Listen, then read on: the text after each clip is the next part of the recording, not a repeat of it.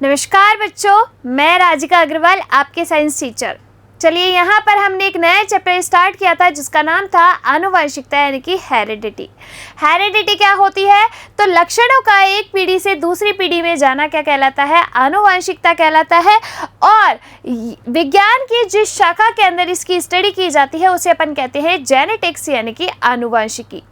और आपके आनुवंशिकी के फादर कौन है? आनुवंशिकी के पिता किन्हें कहा जाता है? ग्रेगर जॉन मेंडल साहब को कहा जाता है।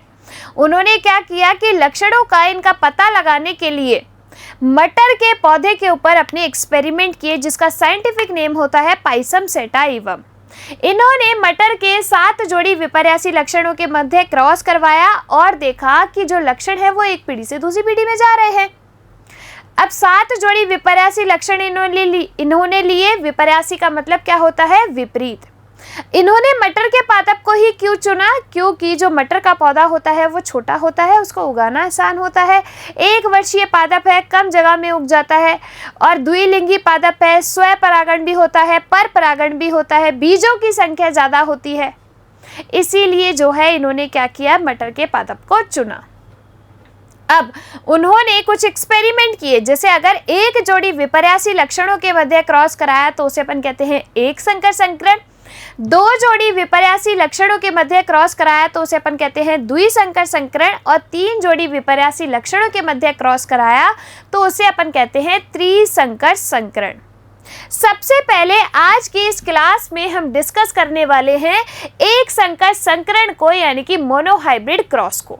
ध्यान से देखिएगा, जब 1 जोड़ी विपर्यासी लक्षणों के मध्य क्रॉस कराए तो उसको अपन क्या कहते हैं? एक संकर संकरण कहते हैं यानी कि मोनोहाइब्रिड क्रॉस कहते हैं। अब देखो इसमें किस तरीके से आपको जो है समझना है इस चीज को। मोनोहाइब्रिड क्रॉस यानी कि आपका एक संकर संकरण। 1 जोड़ी विपर्यासी लक्षण लिए। मान लियो कि मैंने ले लिया पौधे की लंबाई। क्या? पौधे की लंबाई। मैंने नहीं, वैसे तो मेंडल साहब ने ही लिया था, ये तो मैंने गलत कह दिया कि मैंने ले लिया। ठीक है, पौधे की लंबाई के लिए इसके विपर्यासी लक्षण क्या होंगे? तो या तो लंबा पादप होगा या बौना पादप होगा। भाई तभी तो विपर्यासी लक्षण हुए। तो एक ले लिया मैंने लंबा पादप और दूसरा कौन सा ले लिया? इसके विपरीत बौना पादप ले लिया।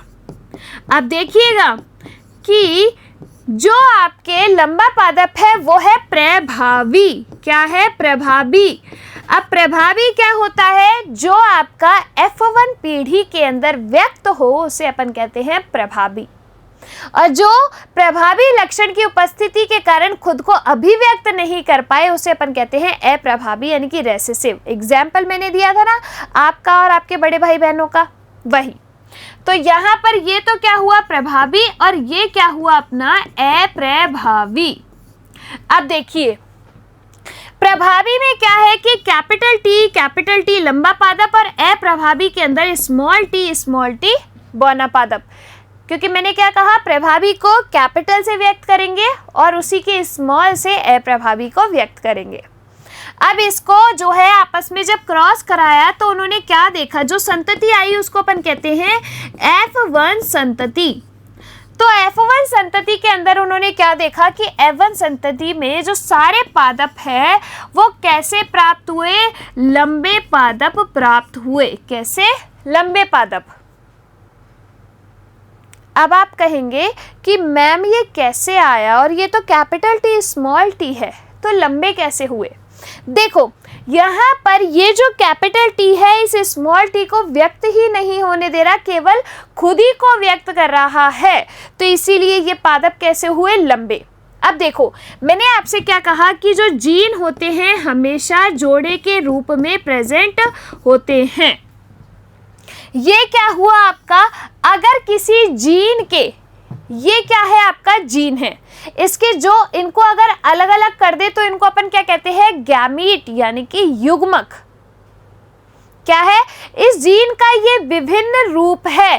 तो ये अगर दोनों सेम हो, ये पेयर में दोनों सेम हो तो इनको तो अपन कहते हैं समयुग्मजी। क्या कहा जाता है? समयुग्मजी। अगर दोनों युग्मक सेम हो। और अगर दोनों युग्मक अलग अलग हो तो इनको अपन कहते हैं विषम युग्मजी। क्या कहते हैं? विषम युग्मजी कहते हैं। तो ये क्या हुआ, ये कैपिटल टी से स्मॉल टी पर क्या पड़ गया, भारी पड़ गया और इसको व्यक्त ही नहीं होने दिया। तो केवल F1 पीढ़ी में सारे पादप कैसे प्राप्त हुए, लंबे पादप प्राप्त हुए।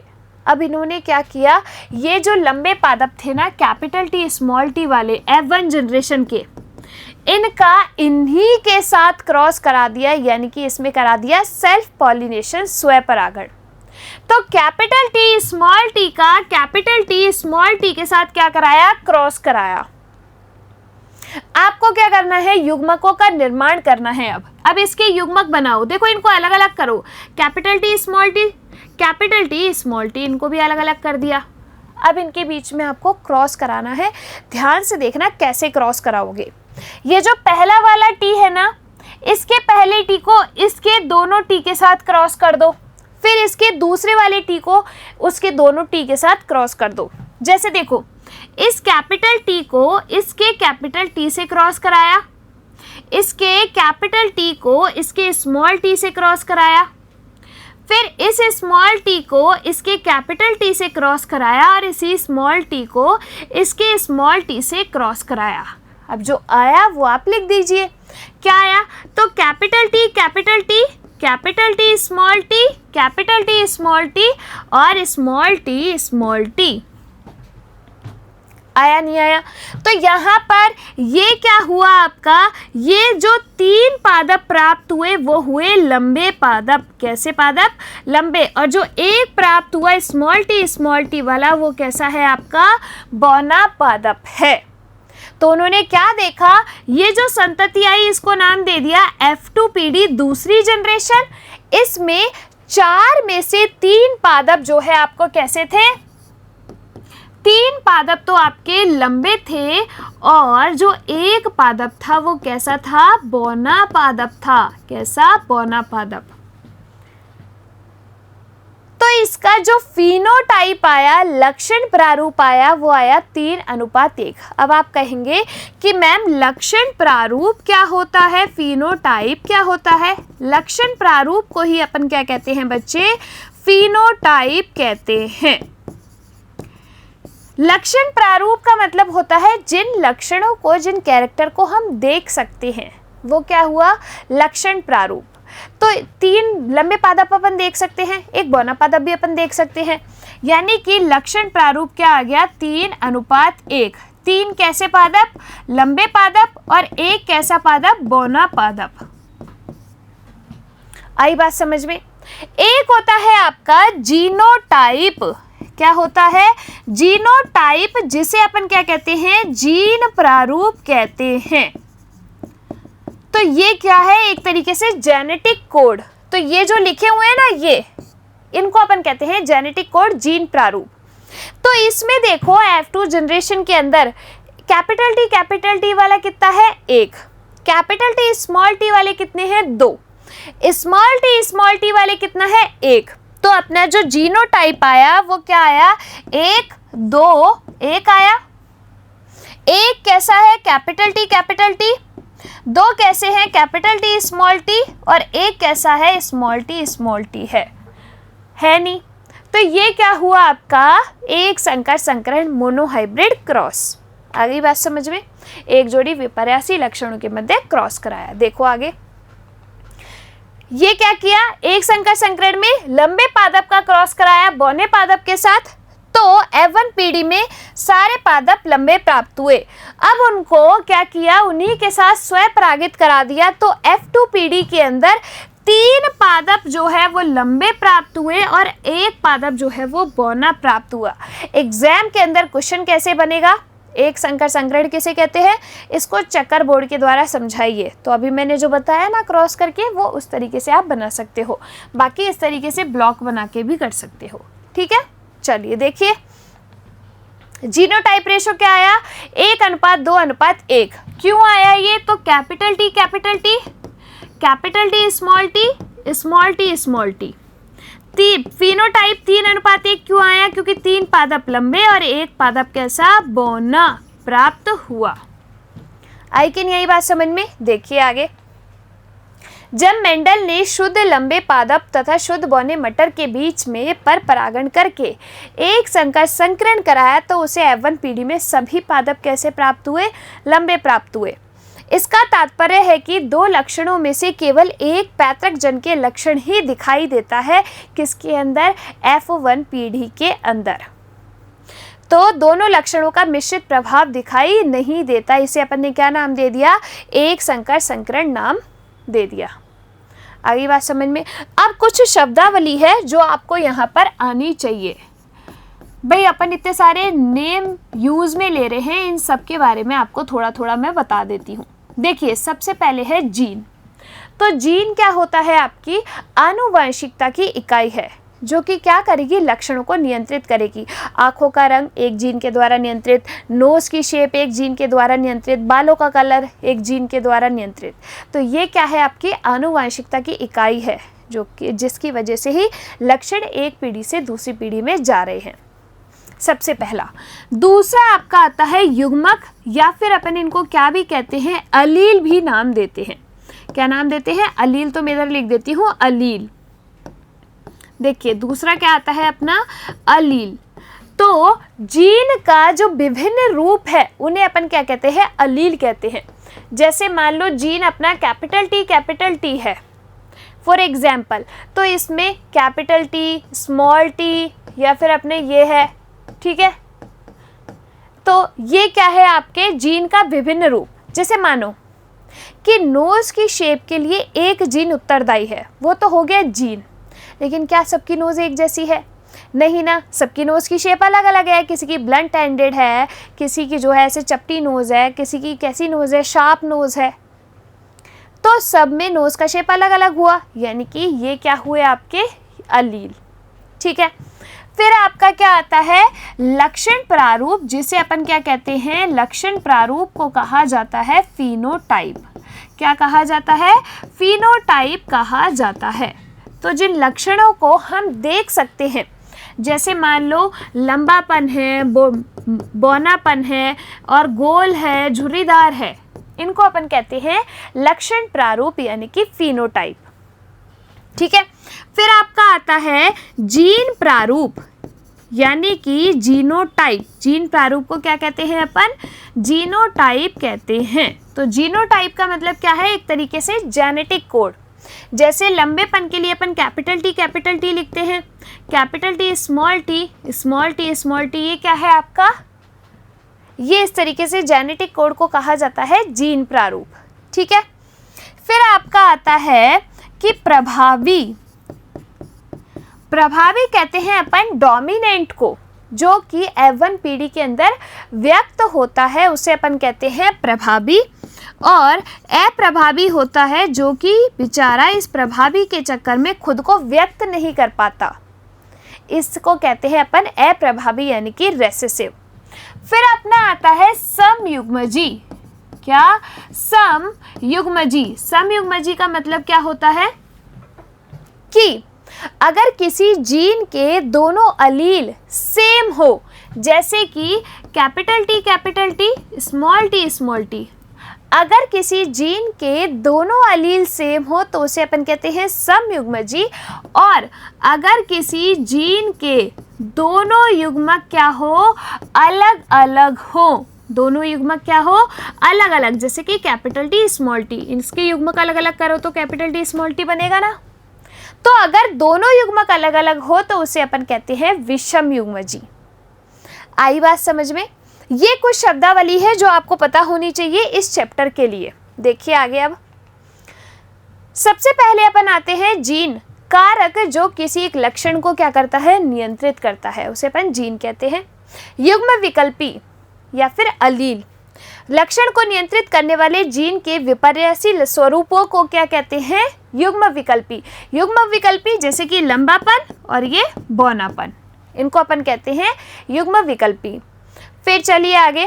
फिर आता है अपना समयुग्मजी, जब जीन के दोनों युग्म विकल्पी क्या हो? समान हो। तो जब दोनों समान हो तो समयुग्मजी, और दोनों असमान हो तो उसे अपन कहते हैं विषम युग्मजी। आई कैन यही बात समझ में? अगला लक्षण प्रारूप, जिनको हम देख सकते हैं, किसी सजीव की बाह्य प्रतीति को, यानी कि जो हमको दिख रहा है वो क्या है, लक्षण प्रारूप, और सजीव की आनुवंशिक रचना को जीन प्रारूप यानी कि जेनेटिक कोड। ठीक है।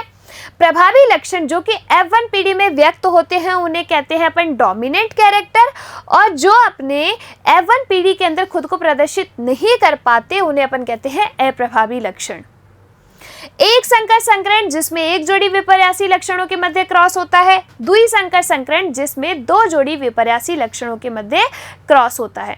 तो एक संकर संकरण हम पढ़ चुके हैं, मोनोहाइब्रिड क्रॉस। इसके बाद हम पढ़ेंगे डाई हाइब्रिड क्रॉस। क्या पढ़ेंगे, डाई हाइब्रिड क्रॉस जो है हम यहाँ पर पढ़ने वाले हैं। देखिए, द्वि संकर संकरण, जब दो जोड़ी विपर्यासी लक्षणों के मध्य क्रॉस कराया जाता है तो उसे अपन क्या कहते हैं, द्वि संकर संकरण कहते हैं। आई बात समझ में। अब देखिए, द्वि संकर संकरण के लिए मेंडल साहब ने क्या किया, गोल पीले बीजों का क्रॉस कराया झुर्रीदार हरे बीजों के साथ। गोल वालों के लिए अपन क्या लिखेंगे, कैपिटल आर, झुर्रीदार के लिए क्या लिखेंगे, स्मॉल आर। अब दो जोड़ी लिए हैं तो ये तो क्या हो गई, बीज की आकृति। बीज का कलर क्या लिया उन्होंने, पीला और हरा। तो इसको मैंने क्या लिखा कि गोल पीले बीजों का क्रॉस कराया किसके साथ, झुर्रीदार हरे बीजों के साथ। किसके साथ, झुर्रीदार हरे बीजों के साथ। तो देखो भाई आगे, यहाँ पर ये जो है गोल पीला, ये क्या है, प्रभावी लक्षण है, डोमिनेंट कैरेक्टर है, और ये जो है वो क्या है, अपना अप्रभावी लक्षण है, रेसेसिव कैरेक्टर है। अब इनके बीच में जो है इन्होंने क्रॉस कैसे कराया, देखिए, इन्होंने दो जोड़ी विपर्यासी लक्षण लिए। प्रभावी में जो लिया वो क्या था, गोल पीले। कैसे, गोल पीले। अप्रभावी के अंदर इन्होंने क्या लिया, तो अप्रभावी में इन्होंने लिया झुर्रीदार हरे। अप्रभावी में क्या लिया, झुर्रीदार हरे लिया। ठीक है। प्रभावी में गोल को अपने क्या लिखा, कैपिटल आर, और पीले को क्या लिखेंगे, कैपिटल वाई। आई बात समझ में। अब झुर्रीदार हरे को क्या लिखेंगे, अब W और जो है G नहीं लिखेंगे, इसी का स्मॉल लिखेंगे, तो स्मॉल वाई। ठीक है। तो F1 पीढ़ी, देखो इसके युग्मक बनाओ, इसके अगर मैं युग्मक भी बनाती हूँ तो क्या आते हैं, कैपिटल आर, कैपिटल वाई। इसमें युग्मक बनाओ, स्मॉल आर, वाई। अब इनका अगर अपन क्रॉस भी कराते हैं, जैसे F1 पीढ़ी में कराया, तो देखो पहले वाले का इसके दोनों के साथ क्रॉस करा दो, और ये दूसरे वाले का इन दोनों के साथ क्रॉस करा दो। करा दिया भाई। नीचे लिखो, देखो क्या क्या आया, capital R, capital Y, small Y, capital R, capital Y, small Y, capital R, capital Y, small Y, capital R, capital Y, small Y. तो यानी कि जो F1 पीढ़ी आई उसमें सारे पादप ही कैसे प्राप्त हुए, तो सारे के सारे पादप प्राप्त हुए कैसे, देखो अगर तुम्हें दिख जाए कि कैपिटल लिखा हुआ है तो यानी कि प्रभावी है, तो वही कैरेक्टर दिखेगा। अगली बात समझ में, आइडेंटिफाई करने का तरीका। तो यहाँ पर सारे पादप कैसे प्राप्त हुए, गोल पीले। कैपिटल और स्मॉल दोनों लिखा हुआ हो तो कैपिटल वाले को प्रायिकता देनी है। ठीक है, प्राथमिकता देनी है। प्रायिकता नहीं कहते, शायद उसको प्राथमिकता ही कहते हैं ना। तो जो है किसको प्रायोरिटी देनी है, जो कैपिटल वाला है उसी को। ठीक है। तो F1 पीढ़ी में अपना क्या आ गया, capital R, capital Y, small Y आ गया। अब इन्होंने क्या किया, इस F1 पीढ़ी में स्वयं जो है परागण कराया इनका, इन्हीं के साथ क्रॉस। तो F1 पीढ़ी में सारे पादप कैसे प्राप्त हो गए, गोल पीले प्राप्त हो गए। अब इन्होंने क्या किया, इन F1 पीढ़ी के पादपों में क्या कराया, स्वयं परागण करा दिया। क्या करा दिया, स्वयं परागण करा दिया। तो यानी कि कैपिटल आर क्या हुआ कि capital R, capital Y, small Y का capital R, capital Y, small Y के साथ ही क्रॉस कराया। अब इसके युग्मक बना लो तो इसके युग्मक अपने आप बन जाएंगे, होगा नहीं होगा ऐसा? देखो इसके युग्मक बनाओ, एक बार कैपिटल आर और एक बार capital Y, capital R small Y, small R capital Y, small R small Y. इस तरीके से 4 युग्मक इसके बन गए। इनको लिख दिया अपन ने यहाँ पर, capital R capital Y, capital R small Y, small R capital Y और स्मॉल आर स्मॉल वाई। ये भी सेम है तो सेम युग्मक बनेंगे। यहाँ पर इन चारों युग्मकों को लिख दो, ठीक है। ये यहाँ पर इसके भी अपन ने क्या लिख दिए, चारों युग्मक जो है लिख दिए। क्या लिख दिए? चारों युग्मक यहाँ पर अपन ने इसके भी लिख दिए। देखिए अब small R capital Y, small R small Y. आ गई बात समझ में? यहाँ पर मैंने जो है युग्मक लिखी इसलिए यहाँ पर लिख दो युग्मक, ठीक है। अब आपको क्या करना है, इस चेकर बोर्ड को ध्यान से समझना। देखो आपको क्या करना है, इस पहले वाले पे उंगली रखो और इन चारों से उसको क्या कर दो, गुणा कर दो। यानी कि इनको जोड़ते चलो, गुणा भी मत करो, जोड़ते चलो। इस वाले पे हाथ रखो और इस चारों से, तो देखो कैपिटल आर कैपिटल वाई, जो यहाँ पे लिखा है जो यहाँ पे लिखा है इन दोनों को मिला के लिख दो। यहाँ देखो capital R capital Y small Y. यहाँ पर देखो कैपिटल आर कैपिटल वाई और यहाँ पे क्या आएगा, capital R capital Y small Y. आएगा नहीं आएगा? अब देखो दूसरे वाले में लिखो, इस वाले को इन चारों से मल्टीप्लाई कर दो दोबारा, तो capital R capital Y small Y, capital R small Y. फिर देखो आगे capital R capital Y small Y, capital R small Y. आया नहीं आया? फिर देखिए आगे इस वाले को कर दो अब इन चारों से, तो capital R capital Y, capital R capital Y small Y. फिर देखो small R capital Y small Y, small R capital Y small Y, ठीक है। फिर देखिए इसमें दोनों ही कैपिटल वाई आएंगे, बस यहाँ पर यही गड़बड़ नहीं होनी चाहिए आप लोगों से, ध्यान से करना है इसको। कैपिटल वाई है और इधर भी कैपिटल वाई है तो दोनों ही कैपिटल वाई आएगा, ठीक है। फिर यहाँ पर देखिए capital R capital Y small Y, capital R small Y small Y, small R capital Y small Y और स्मॉल आर स्मॉल वाई। इस तरीके से ये क्या बन गया, आपका चेकर बोर्ड बन गया। अब इसका फिनोटिपिक रेशो आप कैसे निकालेंगे? देखिए आपको 4 तरीके का कॉम्बिनेशन जो है यहाँ पर प्राप्त हुआ। पहले मैं क्या करती हूँ, इनके देखती हूँ कि कौन कौन से लक्षण अपन को देखने को मिले। कैपिटल आर दिया हुआ है, जहाँ पर एक भी कैपिटल नजर आ जाए ना उस जीन का, तो यानी कि प्रभावी वाला लिख देना। इसमें क्या हुआ, कैपिटल आर है तो यानी कि मतलब क्या है, तो कैपिटल आर का मतलब हो गया गोल। कैपिटल वाई है तो यानी कि गोल पीला। यहाँ देखो कैपिटल आर है यानी कि गोल, कैपिटल वाई है यानी कि पीला। कैपिटल आर है तो गोल, कैपिटल वाई है तो पीला। कैपिटल आर है यानी कि गोल होगा और कैपिटल वाई है यानी कि पीला होगा। फिर यहाँ पर देखो कैपिटल आर है यानी कि गोल, कैपिटल वाई है यानी कि पीला। कैपिटल आर है यानी कि गोल, स्मॉल वाई है देखो दोनों ही तो हरा। कैपिटल आर है यानी कि गोल, कैपिटल वाई है तो पीला। यहाँ देखो कैपिटल आर है तो गोल, दोनों स्मॉल वाई है तो यानी कि गोल हरा, ठीक है। यहाँ देखो गोल और पीला, यहाँ देखो गोल पीला। यहाँ देखो स्मॉल आर है यानी कि झुर्रीदार पीला। यहाँ पे क्या होगा, झुर्रीदार पीला। फिर यहाँ पर क्या होगा, गोल पीला। क्या हो गया, गोल पीला। यहाँ क्या हो गया, गोल हरा। यहाँ क्या हो गया, झुर्रीदार पीला। और यहाँ पर क्या हो गया, और यहाँ हो गया झुर्रीदार हरा। क्या हुआ, झुर्रीदार हरा। इस तरीके से ये अपन ने इनके क्या लिख लिए, लक्षण लिख लिए। अब अपन क्या निकालेंगे, फिनोटाइपिक रेशियो, लक्षण प्रारूप। तो पहले तो हर एक कलर से मैं अलग अलग 4 जो लक्षण अपन को यहाँ पर मिले हैं वो देखते हैं।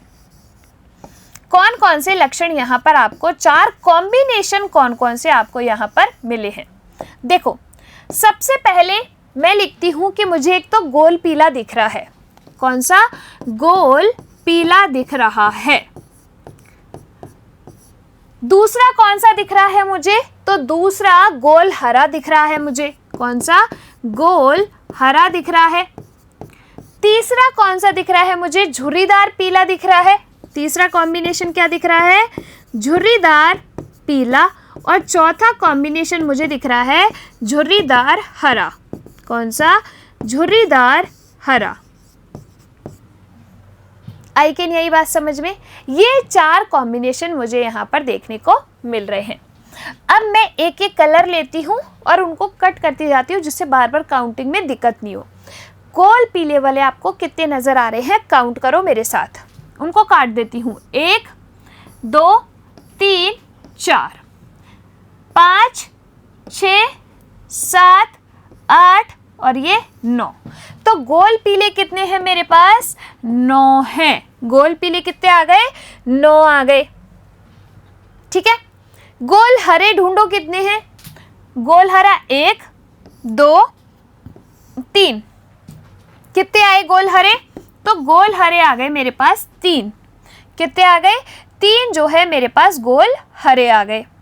अब देखो, अब मेरे पास झुर्रीदार पीले कितने हैं, 1 2 3। तो झुर्रीदार पीले कितने हो गए, 3। और बाकी बचा 1 जो कि क्या है अपना गोल झुर्रीदार हरा है। तो झुर्रीदार हरे कितने हो गए मेरे पास, 1।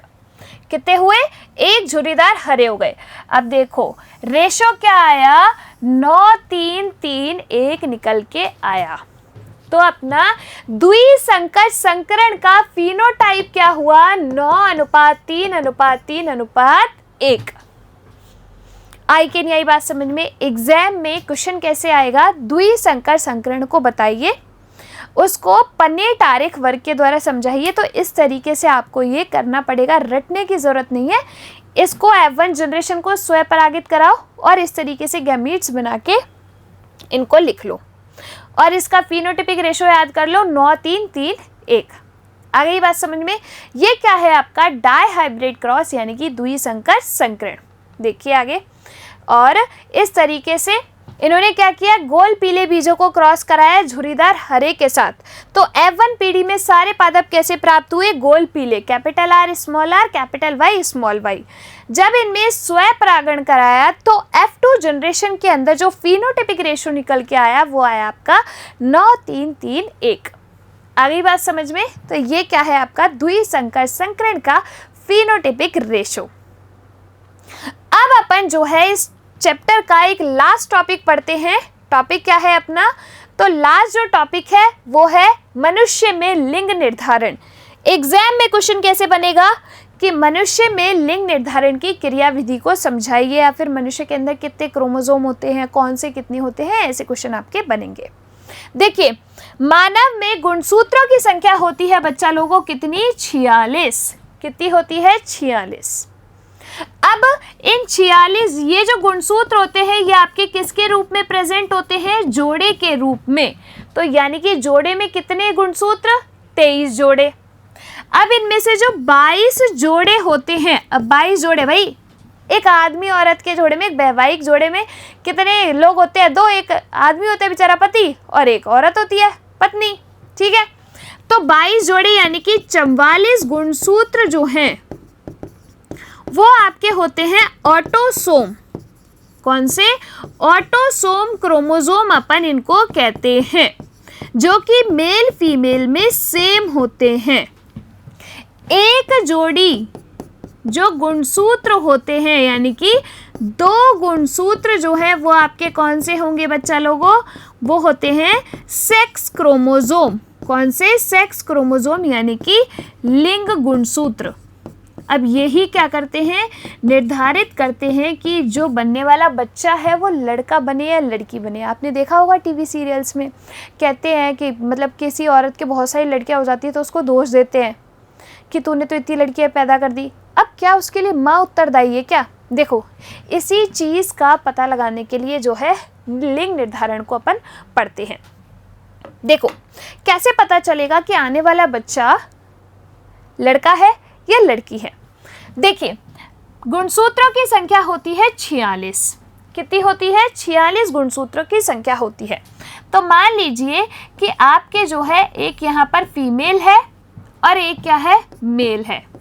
इसमें गुणसूत्रों की संख्या है 46 और इनमें भी है गुणसूत्रों की संख्या कितनी? 46। गुणसूत्रों की संख्या 46 कैसे? 44 प्लस फीमेल के अंदर जो गुणसूत्र होते हैं सेक्स क्रोमोसोम वो होते हैं XX। मेल के अंदर जो क्रोमोसोम होते हैं वो होते हैं 44 प्लस XY। यानी कि जो फीमेल है वो समयुग्मजी होती है। समयुग्मजी यानी कि एक जीन के दोनों अलील क्या हो, सेम हो, तो समयुग्मजी, और दोनों युग्म विकल्पी अलग अलग हो तो यानी कि विषमयुग्मजी। आ गई बात समझ में? अब यहाँ से एग सेल आई, यहाँ से स्पर्म आया, तो आधा मम्मी से आधा पापा से। तो मान लीजिए कि यहाँ पर इन्होंने क्या किया कि 22 गुणसूत्र तो ये ऑटोसोम वाले दे दिए। 44 का आधा करो, कितने हुए? 22। तो 22 तो प्लस और साथ में x। दूसरी कंडीशन बनाएंगे तो भी 22 प्लस x ही आएगी क्योंकि ये तो समयुग्मजी है। इनकी कंडीशन बनाओ पापा जी की, तो देखो 22 प्लस x या फिर 22 प्लस y। ठीक है, अब मान लो कि ये 22 प्लस एक्स 22 प्लस एक्स से, यानी कि जो स्पर्म आया उसमें 22 प्लस एक्स क्रोमोसोम था। फीमेल का तो दोनों केस में सेम ही आएगा, तो यहाँ पर क्या हुआ, 44 प्लस XX हो गया। तो जब दोनों XX है सेक्स क्रोमोसोम, तो यानी कि यहाँ पर ये क्या बन गई, एक लड़की बन गई, एक गर्ल चाइल्ड बन गई। बनी नहीं बनी? अब यहाँ पर अगर मान लो कि 22x प्लस 22y आया स्पर्म के अंदर, तो क्या बनेगा, 44 प्लस XY। अब जब XY है तो देखते ही समझ जाना विषम युग्मजी, यानी कि जो बच्चा बनेगा वो क्या बनेगा, लड़का बनेगा, एक बॉय चाइल्ड बनेगा। तो इस तरीके से ह्यूमंस के अंदर क्या होता है, सेक्स डिटर्मिनेशन यानी कि लिंग निर्धारण। देखिए एक बार इधर कि लिंग निर्धारण जो है किस तरीके से होता है ह्यूमन बींग्स के अंदर। 46 गुणसूत्र जोड़े के रूप में 23 जोड़े होते हैं, जिसमें से 44 गुणसूत्र आपके ऑटोसोम क्रोमोसोम, 2 गुणसूत्र लिंग गुणसूत्र। फिर उसके बाद जो है सेक्स डिटर्मिनेशन कैसे होगा, तो जो आपके लिंग निर्धारण है उसमें आधे गुणसूत्र मम्मी से आएंगे और आधे पापा से आएंगे। तो मम्मी से तो दोनों ही केस में एक्स क्रोमोसोम आएगा। तो देखो एक्स क्रोमोसोम मम्मी ने दिया और एक्स क्रोमोसोम पापा ने दिया, तो क्या बन गई, लड़की XX। अगर पापा का Y क्रोमोसोम आया और मम्मी का X क्रोमोसोम, तो क्या बन गया, लड़का बन गया, क्योंकि XY क्रोमोसोम। इस तरीके से जो लिंग निर्धारण की प्रक्रिया है ह्यूमंस के अंदर कंप्लीट होती है, और इसी के साथ आपका ये जो चैप्टर है वो भी कंप्लीट होता है।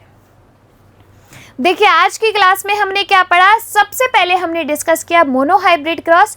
एक जोड़ी विपर्यासी लक्षणों के मध्य क्रॉस कराया जाता है, उसे अपन कहते हैं मोनोहाइब्रिड क्रॉस, जिसमें लंबे पादप का बौने पादप के साथ उन्होंने क्रॉस कराया, तो F1 पीढ़ी में सारे ही पादप लंबे प्राप्त हुए, कैपिटल T स्मॉल t वाले। इसका जो है स्वयं निषेचन कराने पर, स्वयं परागण कराने पर F2 जनरेशन के अंदर 3 पादप लंबे और 1 पादप बौना प्राप्त हुआ। तो जो आपका मोनोहाइब्रिड क्रॉस है इसमें जो जीनोटाइप रेशो था वो 1:2:1 था और फिनोटाइप था 3:1।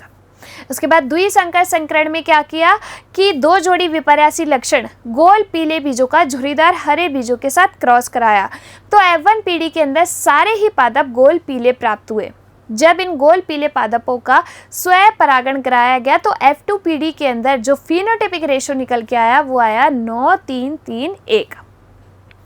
इसके बाद देखा हमने सेक्स डिटर्मिनेशन इन ह्यूमंस, तो जो है मानवों के अंदर 46 गुणसूत्र 23 जोड़े के रूप में प्रेजेंट होते हैं, जिसमें से 22 जोड़ा यानी कि 44 गुणसूत्र होते हैं ऑटोसोम क्रोमोसोम, जो कि सब में समान होते हैं। एक जोड़ी जो गुणसूत्र होते हैं वो होते हैं कौन से, सेक्स क्रोमोसोम, यानी कि 2 क्रोमोसोम होंगे सेक्स क्रोमोसोम। फीमेल के अंदर होता है 44 प्लस XX, मेल के अंदर होता है 44 प्लस XY। अगर अंडाणु में एग सेल में 22 प्लस X और स्पर्म में भी 22 प्लस X है तो क्या बन जाएगा, 44 प्लस XX यानी कि एक लड़की बन जाएगी। लेकिन अगर स्पर्म में 22 प्लस Y है और इधर से मम्मी से आया 22 प्लस X, तो 44 प्लस XY बना, यानी कि जो बनने वाला लड़का बच्चा है वो क्या हुआ, लड़का पैदा हुआ। आई कैन यही बात समझ में। तो इस तरीके से ये चैप्टर आपका यहाँ पर कंप्लीट होता है। अपन मिलेंगे एक नई क्लास में एक नए चैप्टर के साथ, तब तक आप लोग खुश रहिए, स्वस्थ रहिए। धन्यवाद।